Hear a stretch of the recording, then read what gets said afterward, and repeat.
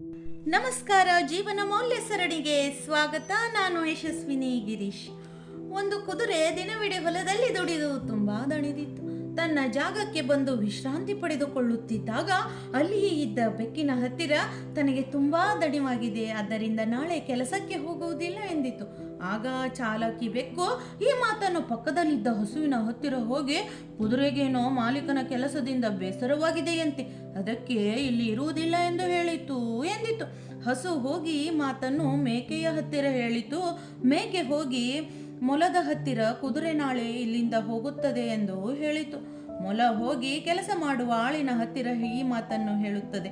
ಆಳು ಗಾಬರಿಯಿಂದ ಹೋಗಿ ತನ್ನ ಮಾಲೀಕನ ಹತ್ತಿರ, ಕುದುರೆ ನಿಮ್ಮ ವಿರುದ್ಧವಾಗಿದೆ, ನಾಳೆ ಇಲ್ಲಿ ಎಲ್ಲ ಪ್ರಾಣಿಗಳೊಂದಿಗೆ ಓಡಿ ಹೋಗುವ ಯೋಜನೆ ಮಾಡಿದೆ ಎಂದಾಗ ಕೋಪಿಷ್ಟ ಮಾಲೀಕ ವಿಚಾರ ಮಾಡದೆ ಕುದುರೆಗೆ ವಿಷದ ಸೂಜಿ ಚುಚ್ಚಿದ.